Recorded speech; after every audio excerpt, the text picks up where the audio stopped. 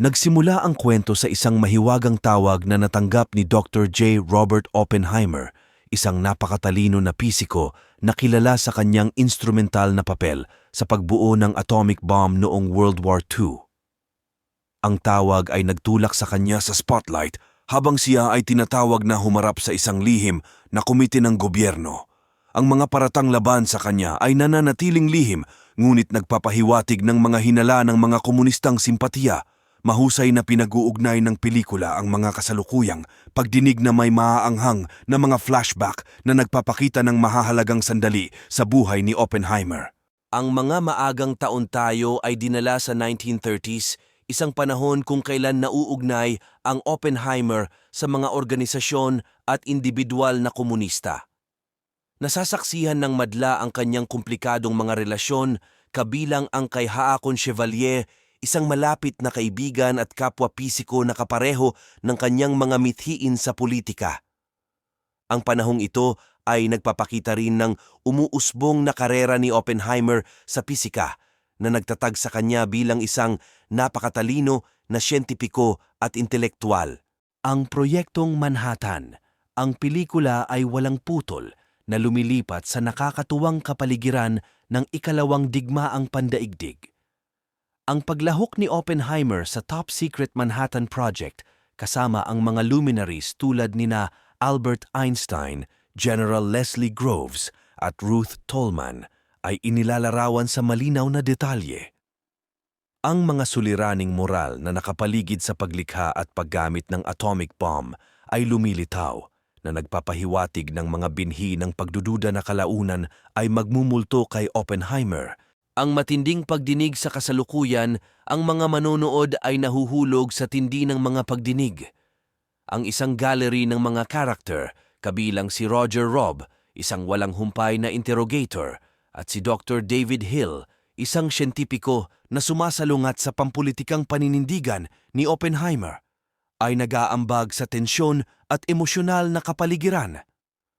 Ang walang humpay na pagtatanong at mga cross-examination ay nagpapakita ng lalim ng karakter at katatagan ni Oppenheimer.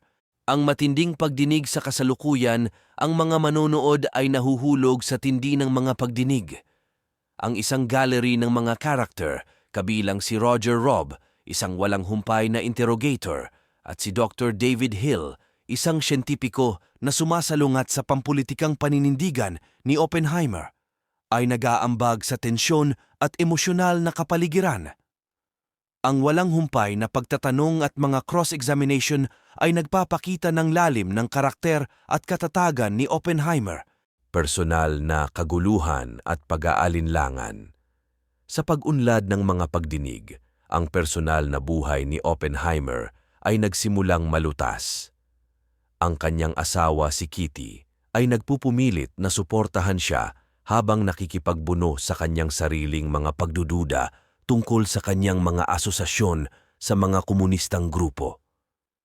Sinasaliksik ng pelikula ang emosyonal na epekto ng mga pagdinig sa pamilyang Oppenheimer at ang mga problema sa kanilang mga relasyon.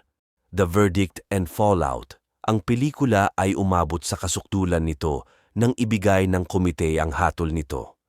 Sa kabila ng kawalan ng konkretong ebidensya na nag-uugnay kay Oppenheimer sa espiya, ang kanyang pakikipag-ugnayan sa mga komunistang sympathizer at ang kanyang malabong paninindigan sa pagbuo ng hydrogen bomb ay nagresulta sa pagtanggi sa kanyang security clearance.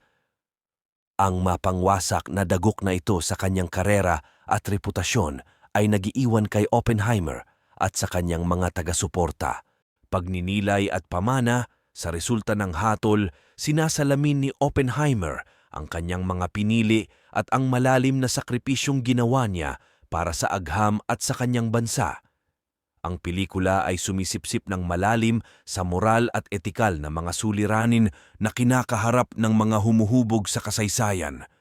Itinatampok din nito ang mga masalimut na pamana ng mga kontribusyong siyentipiko ni Oppenheimer at ang mga nakakatakot na tanong na ibinabangon nila tungkol sa kapangyarihan ng sangkatauhan sa sarili nitong kapalaran.